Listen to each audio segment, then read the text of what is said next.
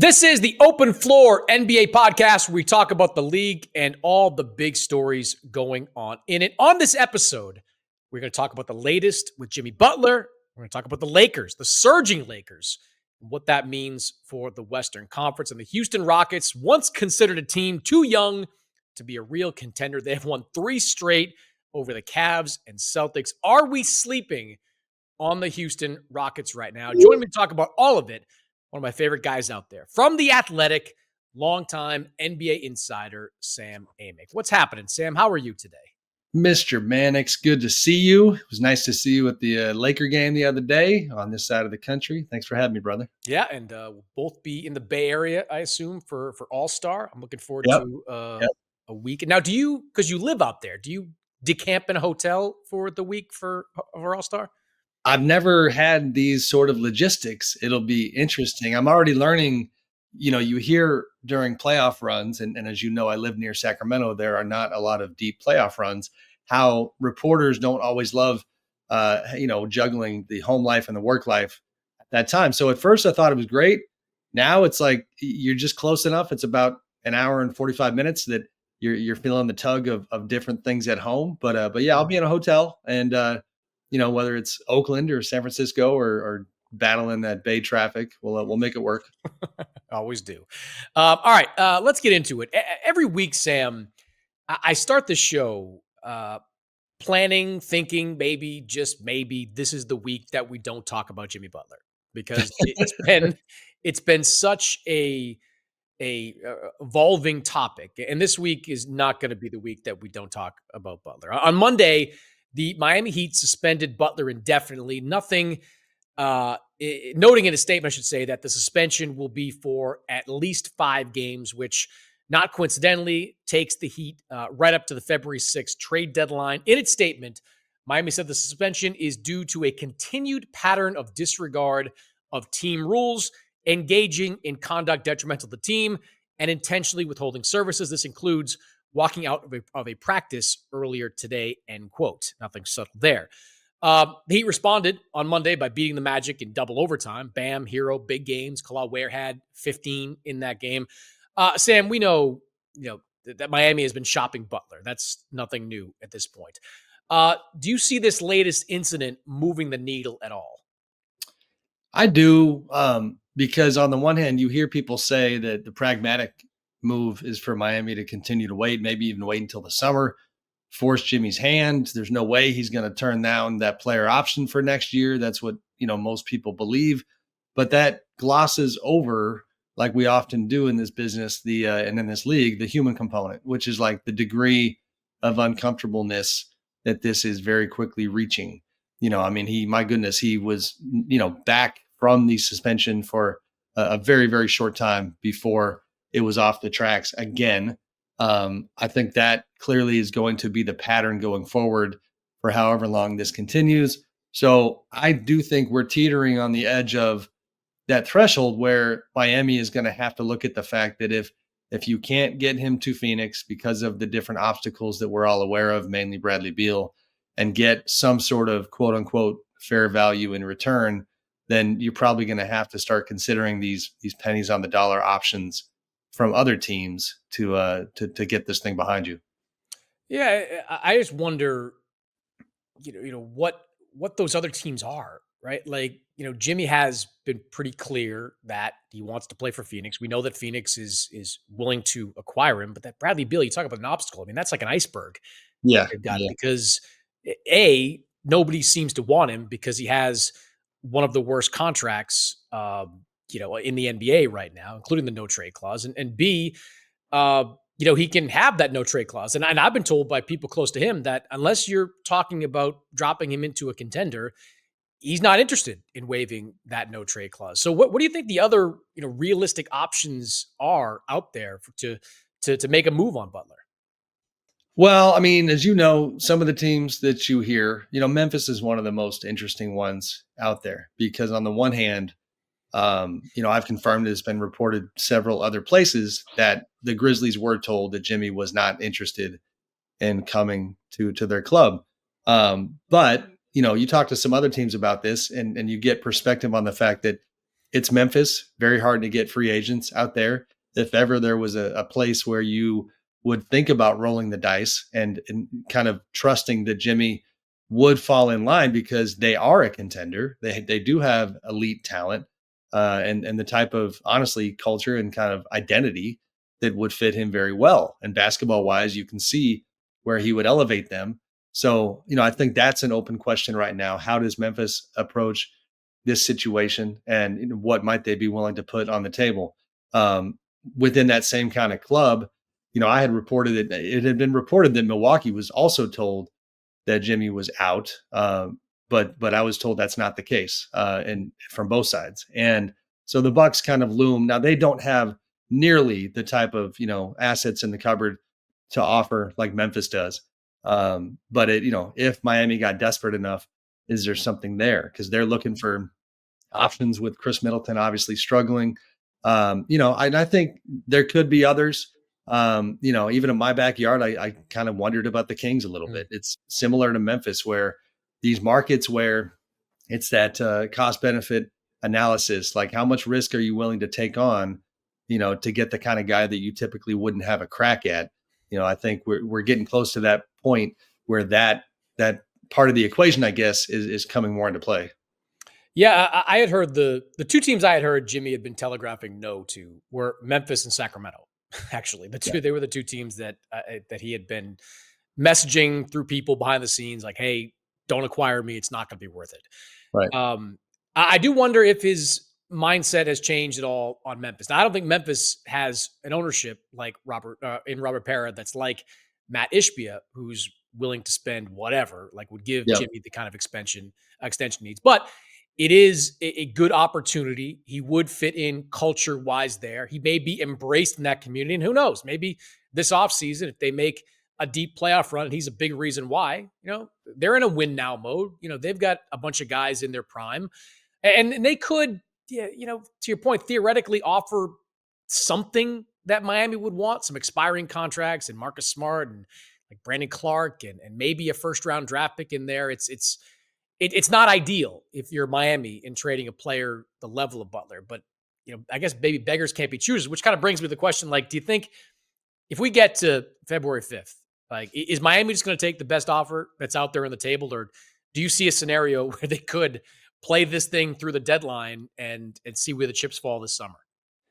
I think to have an informed answer on that question, I think you actually have to know, and I don't know this right now.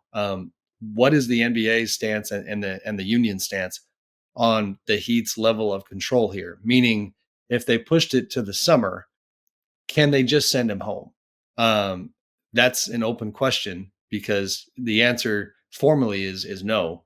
But if you justify or kind of paint a grim enough picture of how it's going, then I think you can get support on that front, because the idea of having him in the locker room to me is untenable through the end of the season. And then, so if the answer is he's going to be around, then my answer is no, they're going to trade him. Because again, go back to the human component. Bam Adebayo last night was quoted, after they beat Orlando saying, this shows that even through the chaos, we can still win ball games. I mean, you can feel him like talking himself into it. Like you're not going to last kind of living that way. And I think, they got to get Jimmy out of there. Yeah. Look, they still want to make the playoffs. They're fine forking over that first round pick in this upcoming draft, because you don't have to get deep into this, but it does clear the runway for them a little bit in the future. So they're still trying to fight for a postseason spot. It's just hard to do with, Jimmy's there and he's not playing. And now, reportedly he's not starting if he comes back. Like, it just doesn't, whatever chances they gave themselves to bring him back the first time around, it feels like those have just been gone. So I'm with you. I think that given this latest suspension, I just feel like Miami will eventually pull the trigger on a deal before February 6th. All right. Let's talk about the Lakers, who have won 6 of their last 7. The latest to win in Charlotte on Monday, Anthony Davis, 42-23 in that game, re-entering that MVP chat, if you will. Lakers are 26-18 right now, 5th in the Western Conference, a game and a half behind Denver for 4th. Sam, I wouldn't put the Lakers on like that Oklahoma City tier in the West yet, but is this just a good stretch in your mind for LA, or have they jumped to another tier in that conference? I'm gonna cheat real quick and look at the old schedules because it's yeah, strength of competition matters. I mean, I'll give it to you. It wasn't good. Look, it was Miami going through the Butler stuff. Brooklyn was on that list. Washington, a tired Boston team, banged up Warriors, and now they get Charlotte. So the strength of schedule was not great. yeah, I mean the Boston win that you and I both were at was fantastic. The Warriors win is good, even with all their injuries. Go up the road in San Francisco, get that one. The Clippers loss jumps out at me as one that reminds us, that there's a ceiling to this group. And so, I mean, like you said, it's an understatement to say they're not on OKC's level. The question is, are they a play-in, kind of edge team, or are they a legitimate middle of the pack Western Conference contender? The other subplot that was so interesting when we were down there was obviously AD publicly asking for a five, and just I give him credit because it's a bit of an open joke that about once a year, this time of year, one of us writes that LeBron and AD are unhappy.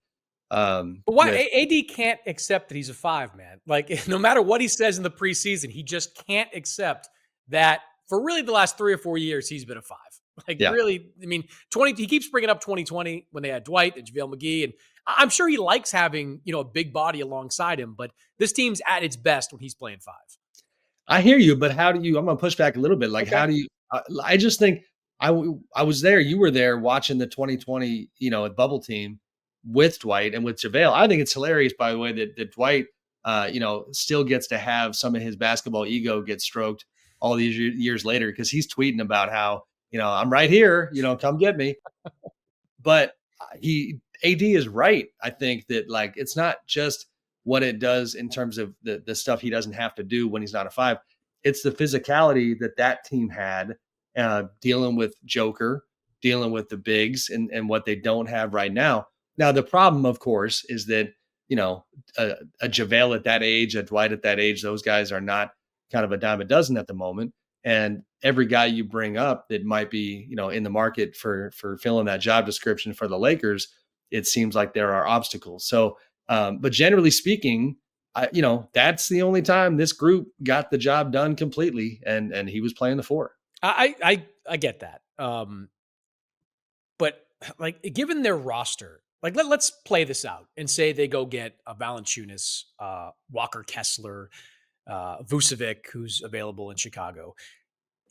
What they would gain, like physically and maybe rebounding wise, and maybe even offensively, they would lose defensively because all of a sudden you've got AD alongside a non-switching type of big, and you're already weak on the perimeter. You don't have super athletic wing guys to match up anyway. So now you're creating an even bigger defensive hole that you're in. That's kind of been the standout part of this stretch, Sam. The way their defense is played. You look at the last 7 games. I was looking this up. They're 11th in offensive rating, which is right around where they are currently. They're overall 13th in offensive rating, but they're 5th in defensive rating. That right now in the season they're 22nd. That's a huge jump.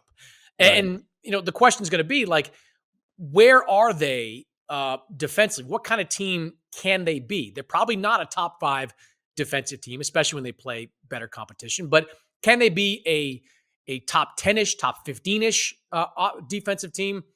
Maybe. I don't think they can, though, if they bring in one of those aforementioned bigs to play alongside. I mean, even Yeah. since 2020, the game has changed. Like Yeah. it's continued to evolve to make it, more smaller, more versatile types of players that make an impact. So, No, look, I that's think fair. the Lakers do need to make a deal, but the idea that a pivot changes the equation that much, I just don't see it.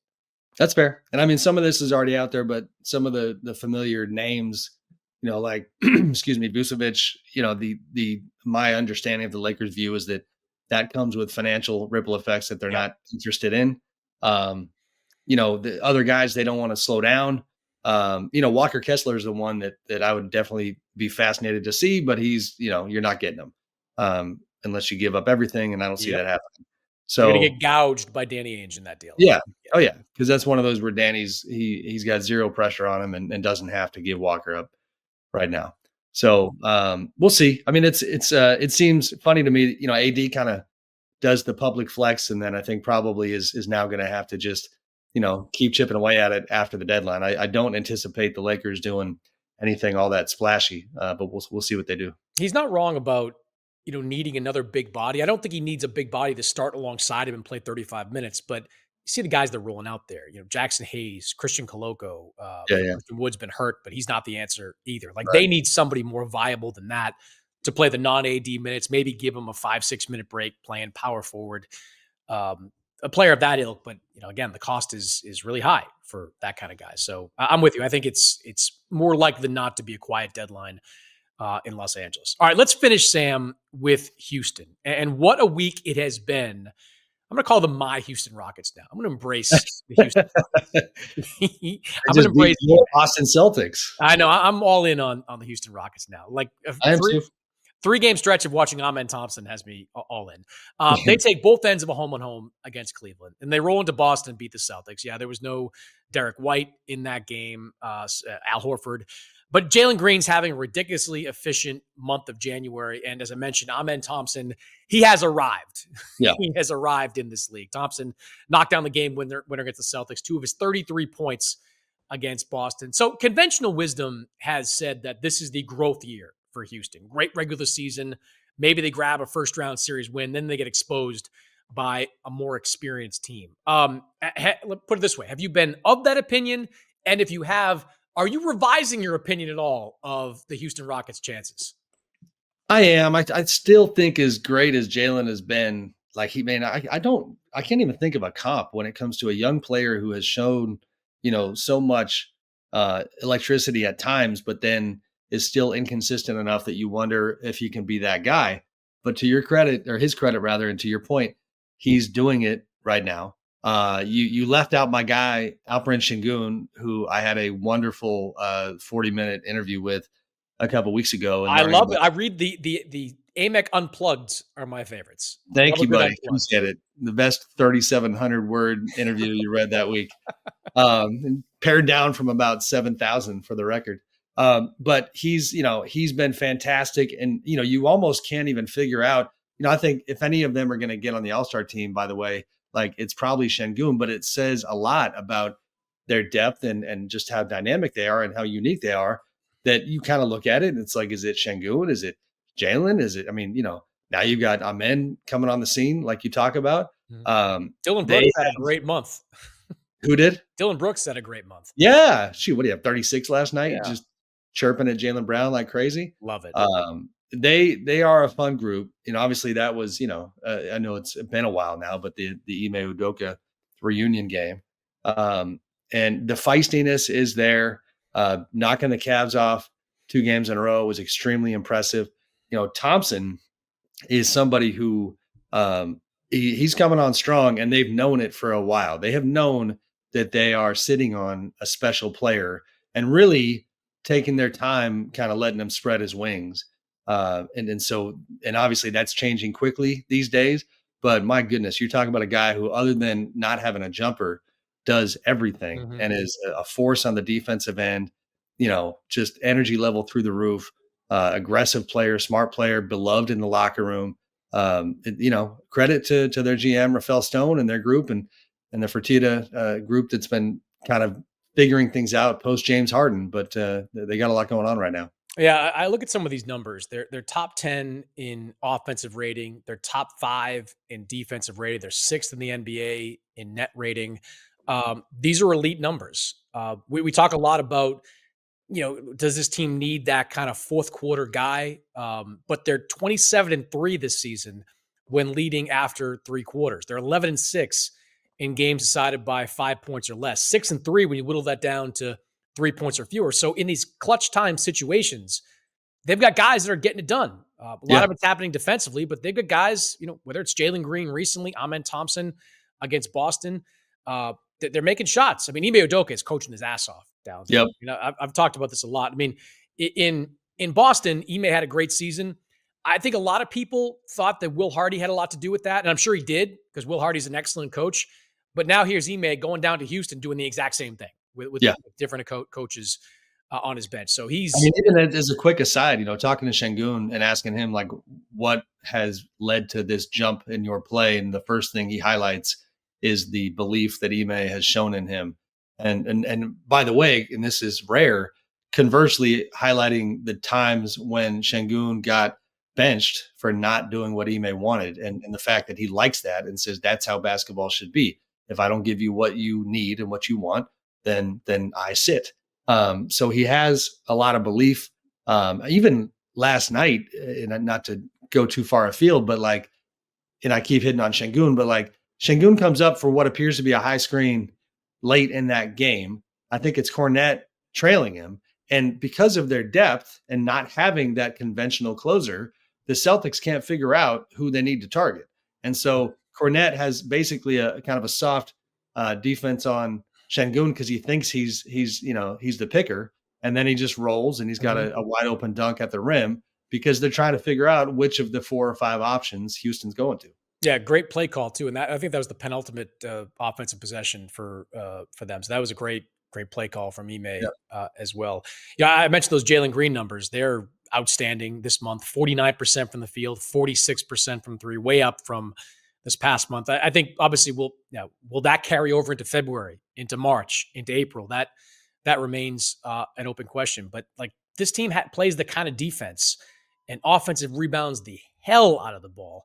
They're going to be tough against anybody. You put them up against Denver, you put them up against Memphis, you put them up against any of the teams underneath Oklahoma City, and I don't know. I give them a better than puncher's chance to beat them right now. The question I would have, Sam, is I know you've had conversations with people in Houston, so have I. They've been pretty clear that they don't want to do anything big right now. Like at least the ones I've had. Like they've, it's sort of the message I've been getting is, hey, let's see what we got this year. Yep. Let's see how things play out. But given the way they're playing right now, where they're just outstanding and sitting at number 2 in the Western Conference, do you think that gets revised at all as we head towards February 6th?